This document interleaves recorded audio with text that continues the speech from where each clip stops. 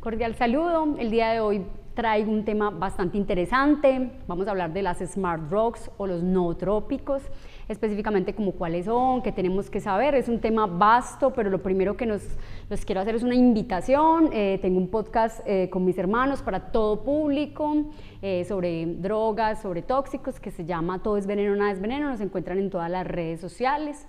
Y bueno, empecemos a hablar de las Smart Drugs, pero ¿a partir de qué? ¿De dónde vienen estas ideas? Estas ideas las vamos a encontrar impregnadas en la literatura, las vamos a encontrar analizadas en la filosofía y también las vamos a encontrar en el cine y las artes, como el cine cyberpunk o cyberpunk. Como tal, el cyberpunk es un subgénero de la ciencia ficción donde nos habla como de unas visiones distópicas del futuro y se combinan con una tecnología avanzada, pero con personas que están en un bajo nivel de vida, como medio apocalípticas. También tenemos que viene del prefijo cyber, que es relacionado con redes informáticas, y el vocablo punk o punk, que se hace como referencia a lo que es el carácter rebelde, y en él lo que se intenta mirar es sobre todo el cambio de paradigma social o cultural a partir de este tipo de vidas como más sórdidas.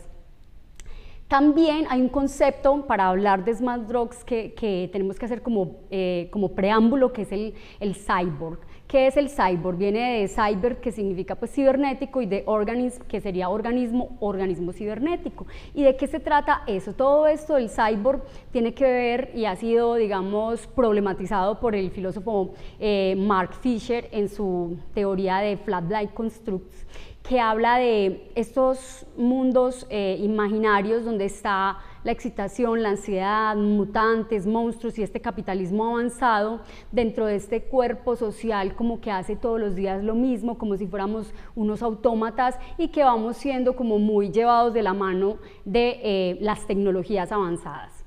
El cyborg fue, digamos, este término fue nombrado en 1960 por Manfred Clynes y Nathan S. Klein, y como tal lo que querían hablar es de un humano mejorado. Ya ven por dónde va la cosa. O sea, lo que estoy queriendo contarles es para qué la gente quiere usar drogas inteligentes o para qué quisiera usar nootrópicos. Pues porque la idea desde hace tiempo es tratar de crear un humano que cada vez sea mejor y que incluso en estos casos pudiera sobrevivir a entornos extraterrestres. Pero también viene una problematización en muchas teorías que vienen desde las teorías de Foucault, pero también vemos a Byung-Chul Han, que es mucho más famoso, digamos, actualmente, en su libro La Sociedad del Cansancio, donde él nos habla de un Prometeo, entonces, que se vuelve víctima de este cansancio cotidiano, esa figura que representa la sociedad del cansancio, un hombre que acepta por sí mismo estar cansado, víctima de su propio exceso de positivismo, algo que sucede muchísimo en las áreas de la salud, principalmente en la medicina, y sobre todo los que ya empezamos a especializarnos o que estamos en el área de la academia y en el área de la investigación, el de we can, I can, o sea, que podemos hacer todo. Ahora la idea de que la mamá, que puede ser deportista, que puede ser también esposa, que también puede ser madre, trabajar, profesional, pues como esas ideas de que podemos con todo, entonces nos explotamos a nosotros mismos creyendo que nos estamos realizando. Y también hay digamos, una idea global desde las multinacionales que están asentadas principalmente en Silicon Valley. Silicon Valley es este lugar bastante mítico que queda en Estados Unidos, que como tal es un valle de silicio, y allá se encuentran las oficinas de las más grandes multinacionales que controlan la tecnología alrededor del mundo. Y aquí, por ejemplo, vemos una de las como entrevistas que le hicieron a uno de estos chicos que trabajan allá, que son como chicos genios. Ellos dicen: crecí muy competitivo y con ganas de ser la mejor versión posible de mí mismo, y es una de las personas que consumen nootrópicos. Digamos que Silicon Valley ha sido uno de los lugares que más ha propiciado y expandido el consumo de nootrópicos. Entonces aquí vemos que Silicon Valley, y como tales, tratan de hacer una mercantilización integral y de la vida, y como tratar de generar como una organización algorítmica de la sociedad, lo que nosotros llamamos como una siliconización del mundo, donde hay como una especie de liberalismo digital, donde las personas trabajan horas incontables, y pues lo importante es como poder lograr los mejores trabajos, las mejores ventas, y eso no importa si el ser humano puede con eso o si fisiológicamente está adaptado para ese tipo de cosas. Entonces, como una respuesta a esas ideas capitalistas, neoliberalistas, que vienen con esa idea de que podemos con todo actualmente, que el ocio no se permite, que no se permite el descanso, sino hacer mil cosas y ser exitosos, aparecen los nootrópicos como una respuesta a ese tipo de ideas, como potenciadores cognitivos, o también, o sea, todos esos nombres los podemos usar como sinónimos: nootrópicos, potenciadores cognitivos o smart drugs. Entonces, ¿de dónde viene el término nootrópico? Entonces, en 1972, el doctor Cornelio Yurguea deriva de estas palabras griego no, que significa mente, y tropein, que es hacer girar la mente. En este caso, hacer girarla velozmente. Este doctor era un doctor de origen rumano, psicólogo, químico, y hace su primera presentación en la revista Drug Development, y ahí empieza a hablar como de los prospectos y de las implicaciones futuras de este tipo de sustancias. Bueno, este tipo de sustancias son un montón de compuestos, ya van a ver que yo les traigo el día de hoy, es como una especie de abrebocas al tema, es un tema profundo, es un tema que puede atravesar muchas especialidades médicas y que requiere muchísimo más estudio a profundidad, pero yo les traigo como una especie de visión de museo. Entonces, alrededor de 1666 compuestos, muchos de los cuales contienen específicamente un compuesto parental, que es el ácido 2-oxipirrolidinacético. Ahí lo pueden guardar como para contraseña del Facebook si quieren, derivados del racetam, como parte de unos peptidosecuencias. 660 de todos estos 1600 y tantos se han considerado que tienen algún tipo de propiedad o tienen mayor consideración. Este es el medicamento, digamos, como más conocido, el piracetam. Ahí lo vemos en una fórmula de tipo jarabe, y esta es como su estructura química. Como tal, tiene unos hermanitos y primitos, entonces el piracetam sería como el prototipo, pero está el oxiracetam, pramisacetam, etiracetam, y todos estos cetanes ustedes dirán, ve, ¿y tiene que ver algo con el etiracetam? Sí, efectivamente, viene de esa misma familia. Entonces vamos a empezar a hablar cómo se dividen o se clasifican las sustancias con efectos nootrópicos. Entonces, estas sustancias con efectos nootrópicos, como estos potenciadores cognitivos que mejoran la memoria, el aprendizaje, bla, bla, bla, vamos a ver que ellos se enfocan en diferentes necesidades como cerebrales o necesidades humanas. Entonces, tenemos los que incrementan los neurotransmisores, los que se convierten en antidepresivos y adaptógenos, ahorita explico qué es como el concepto de adaptógeno, los que aumentan la agilidad mental y la concentración y el enfoque, los que aumentan la energía del cerebro y mejoran como esa oxigenación cerebral, o esa es la promesa, y el realce en la memoria y la mejora en el aprendizaje. También tenemos los que ayudan en la neuroplasticidad, o sea, en la producción de nuevas sinapsis o neuroprotección. Las drogas, que son drogas, pues como tal no son fármacos, sino que son drogas de venta, digamos, ilegal con efectos nootrópicos, y otros tipos de nootrópicos como que no clasifican en ninguna de estas. Vamos a empezar con los incrementadores de neurotransmisores. Entonces, todos sabemos que a partir de la acetilcolina es, digamos, el neurotransmisor de la memoria y es el neurotransmisor del aprendizaje. Entonces, a partir de estos, me imagino que han escuchado hablar de muchos de estos compuestos. Vamos a ver todos los derivados a nivel de, por ejemplo, la L-carnitina, que también se utiliza mucho en los gimnasios. Tenemos muchas formas de colina en muchas sales, bitartrato, citratos son sales de tipo orgánicas, y tenemos la dimetiletanolamina también como una sustancia. La upericina A, que por ejemplo vamos a encontrar principalmente en algunos compuestos, y la vitamina B5, también conocida como pantenol. También vamos a encontrar que dentro de estos colinérgicos pues están el prototipo de nootrópico, como el primero que fue nombrado nootropil, que es piracetamol, el piracetam que les hablé pues que era como el primer de esta camada de nootrópicos. Y como vemos, todos estos cetanes se van a diferenciar sobre todo en su potencia. Entonces vemos unos que son más potentes, unos que aumentan la vigilancia, o sea, estar más despiertos, unos que mejoran la transmisión a nivel de hipocampo, que es para mejorar el aprendizaje, otros que como tal van aumentando incluso hasta 15 veces más potentes que el piracetam. A nivel de dopamina, entonces ya también sabemos que la dopamina no solamente va a mejorar, tiene relación con el movimiento, pero también tiene relación con el placer y también tiene relación con el sistema de recompensa y las adicciones. Entonces vamos a tener pues la L-Dopa, que la hemos usado principalmente en Parkinson, pero también vamos a tener algunos derivados, por ejemplo como la fenilalanina, que luego nos va a ayudar como precursor de la dopamina, noradrenalina, adrenalina.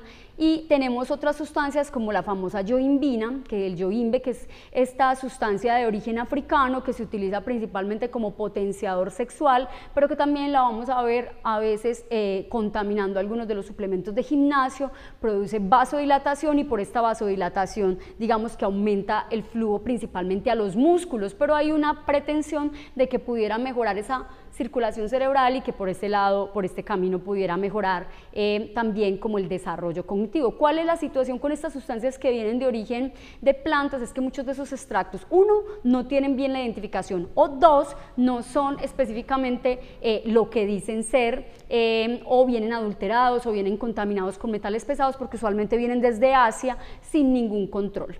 También tenemos algunas vitaminas como la piridoxina, ¿cierto? La B6 y la selegilina, que nosotros ya lo conocemos específicamente en tratamientos como para la enfermedad de Alzheimer. Tenemos también los incrementadores de neurotransmisores, como los serotoninérgicos. Entonces ya aquí tendríamos como a base pero de serotonina, aumentar los niveles de serotonina. Entonces la tan famosa hidroxitriptófano o el triptófano, que a veces el triptófano que encontramos en los supermercados o en las tiendas naturistas, que pueden generar síndrome serotoninérgico en condiciones en que se combinan, por ejemplo, con el tema de uso de otros antidepresivos o con uso de drogas como los psiquedélicos. Tenemos ya plantas específicamente que son fuentes naturales de triptófano y de serotonina, ¿cierto? Y usualmente requieren de vitaminas como cofactores. Principalmente estas sustancias son agonistas de los receptores 5-HT2, entonces pues tenemos el riesgo de generar alucinaciones o psicosis si el paciente no sabe muy bien qué es por este lado, pero también tengamos en cuenta que tienen el potencial de generar neuroplasticidad, cambios cognitivos, mejorar la depresión y la ansiedad, o sea que también están ahí como doble personalidad. Pueden ser sustancias que generen toxicidad, pero también sustancias que generen unos beneficios. Lo que pasa es que como la gente usualmente lo utiliza sin receta médica o sin una, digamos, una guianza, pueden darse los efectos adversos. Ahora hablemos de los suplementos.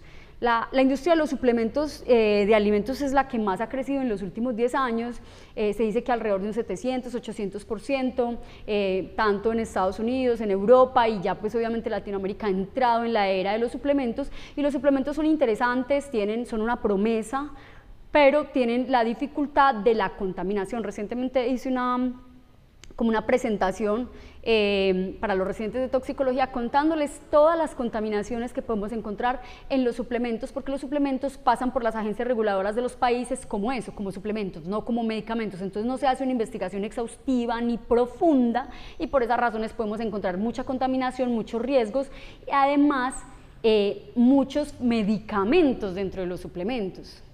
Entonces tenemos los antidepresivos y adaptógenos. Yo ahorita les había contado que les iba a explicar o profundizar qué es ese término adaptógeno.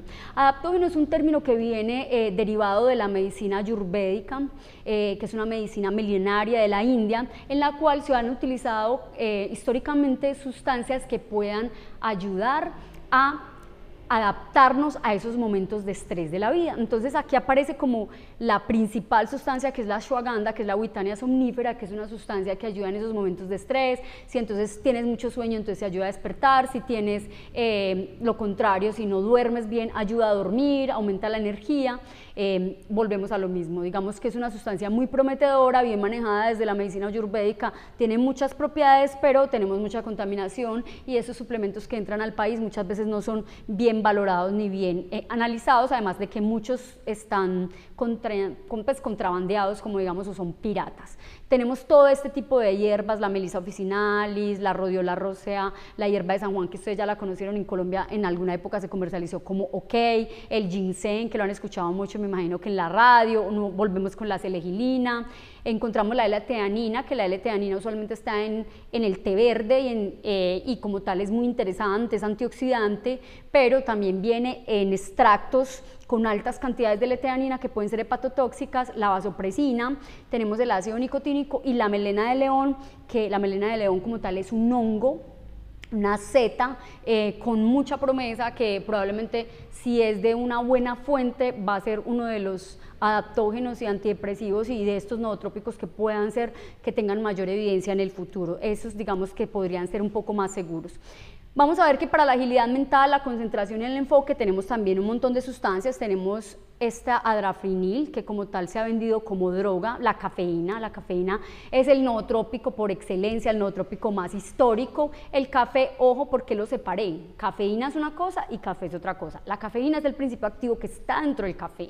Y como tal, cuando tomamos café de buena calidad y cuando el café es orgánico, bla, bla, bla, de origen, de una sola finca, tenemos también los efectos antioxidantes y que disminuyen los daños a nivel por obesidad. Bueno, digamos que es como una sustancia muy interesante, pero la cafeína digamos en extractos que utilizan principalmente los deportistas, tanto amateur como élites, en altas concentraciones, pues puede tener otras indicaciones y puede tener otros problemas, porque vemos concentraciones, un café normal puede tener alrededor de 30 miligramos a 60 miligramos, pero ya cuando hablamos de una bebida energizante o de la cafeína en tabletas, vemos de 200, vemos de liberación prolongada, de 240 miligramos, entonces ya estamos hablando de otra sustancia.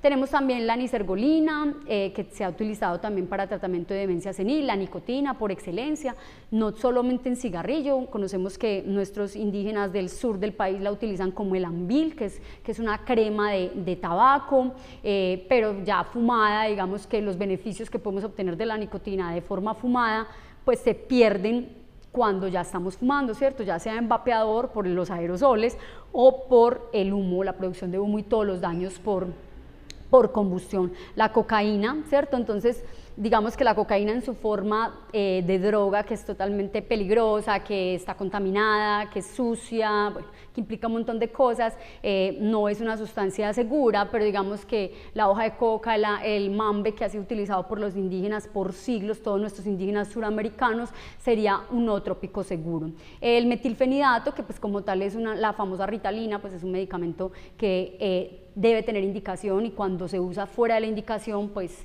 que es para el TDAH o para la narcolepsia o para la hipersomnia diurna, lo mismo que la dextroanfetamina, pues cuando se salen de ese uso vamos a tener problemas y sobre todo de dependencia y otros problemas. El Phenibut, que se convierte en lo mismo, es una sustancia estimulante. La teofilina también puede ser una estimulante, pero como tal es broncodilatador y puede producir también hipotensión y taquicardia. Y pues la anfetamina, conocida en todas sus formas, que podría venir como speed o que podría venir como metanfetamina, que es altamente peligrosa, o en otras formas menos peligrosas como el MDMA, conocido como el éxtasis. Para aumentar la energía del cerebro y mejorar la oxigenación del cerebro, como les digo, esa es la promesa. Eso no está, digamos, claramente establecido, ni tampoco hemos sido rigurosos con los estudios sobre el tema. Tenemos todas estas sustancias, la N-carnitina, que ya la había nombrado, tenemos la coenzima Q10, que como tal incrementa este oxígeno transportado hacia las mitocondrias. En este se ha visto mucha mejoría en enfermedades de tipo que generan fatiga, como la esclerosis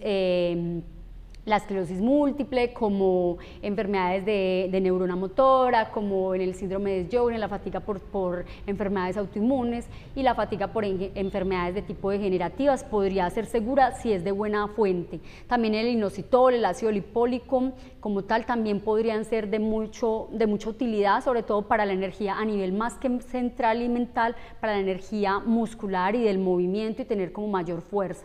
Ya estas otras sustancias como tal, que son derivadas de la vinca de esta planta, entonces podemos encontrar que refuerzan la microcirculación. El problema es que pues pueden generar sobre todo hepatotoxicidad y nefrotoxicidad. Vamos a ver sustancias que realzan la memoria y que mejoran el aprendizaje. Entonces tenemos la Bacopa monnieri, que es muy famosa también en la medicina ayurvédica, que es conocida como Brahmi, es una hierba que eleva la curiosidad, realza la memoria y la concentración. Si es de buen origen, si es de buena fuente, podría llegar a ser segura, pero tenemos personas que son susceptibles, personas que son alérgicas, y digamos que en la medicina ayurvédica ha sido manejada con mucho éxito, pero cuando nos traen esos productos de otra parte, tenemos epigenética distinta y podemos tener otras complicaciones, pero como tal se ha visto que protege contra la amnesia inducida por otros productos productos químicos como la escopolamina, o sea, lo que llamamos amnesia escopolaminérgica después de una sobredosis de escopolamina. También cuando hay convulsiones y hay hipoxia, entonces también ha visto que mejora. El romero como hierba también se ha visto que tiene un efecto. Volvemos a la vasopresina y ya había hablado de la dextroanfetamina como tal. En cuanto a la neuroplasticidad y neuroprotección, ahora es de lo que más se está estudiando, que es la idea de generar nuevas conexiones sinápticas o de generar nuevas neuronas. Entonces, ¿cómo logramos generar esto? Entonces, pues volvemos otra vez como algunas sustancias de las que ya hemos hablado, introducimos unas nuevas que ayudan a aumentar los factores de crecimiento del cerebro, como lo que es el mesilato ergoloide, que como tal viene derivado de las ergotaminas. También tenemos la ibedenona, que es la neuroplasticidad, pues como tal un derivado de origen de hormonas. El inositol nuevamente, el famoso IP3, que también es uno de los mensajeros más importantes a nivel intracelular. Tenemos la resagilina, que es pues como una primita de la acetilgilina, la vitamina C, y estas dos familias son muy interesantes, que son los psicoplastógenos no alucinógenos y los psiquedélicos psicoplastógenos. ¿Cuáles son los psicoplastógenos no alucinógenos? Son sustancias nuevas que se están produciendo en laboratorio, derivadas como un poco de los psiquedélicos clásicos, pero también tenemos psiquedélicos psicoplastógenos como son el LSD, el famoso LSD, el papel pues que llamamos, o tenemos la psilocibina, tenemos el MDMA y la ketamina, la ibogaína. Estas sustancias, la mescalina, que es derivado del peyote, son sustancias que sí claramente se ha demostrado que, la dimetiltriptamina que viene del yagé, que son sustancias que claramente se ha demostrado que son totalmente psicoplastógenas, o sea que ayudan a mejorar lo que es la plasticidad neuronal. ¿A través de qué vías? De varias vías, la vía del 5-HT2A, la vía del factor kappa beta, la vía también del emetor, todas esas vías interesantes que tenemos de neuroplasticidad. Tenemos ya drogas con efectos nootrópicos, son sustancias que como tal no son autorizadas en muchos lugares, pero que tienen ese efecto. Digamos que el LSD, la psilocibina y la psilocina es el principio activo derivado de la psilocibina, o sea, la forma activa de la psilocibina, son seguros, pero ya cuando hablamos de la flaca, que es una catinona, es una sustancia muy peligrosa, que en algún momento fue llamada droga zombie alrededor del 2018, y el metilaminorix es una sustancia que está en el levamisol, con el que se está contaminando la cocaína colombiana, y ya sabemos que puede producir bicol, que es la vasculitis derivada del levamisol. Entonces esas sustancias sí son más bien muy peligrosas.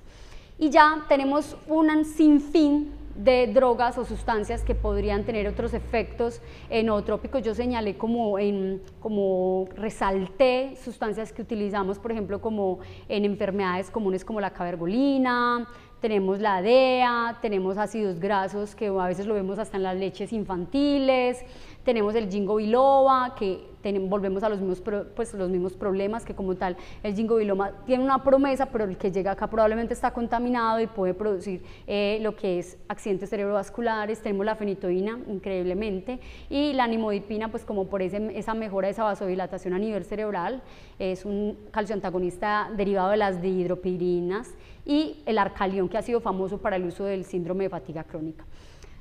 Finalmente tenemos otros tipos de actividades que no son como tal sustancias, sino que en sí se trata de actividades ya más como con tecnologías nuevas, como son las corrientes directas transcraneales, que podrían mejorar comportamientos, malos hábitos.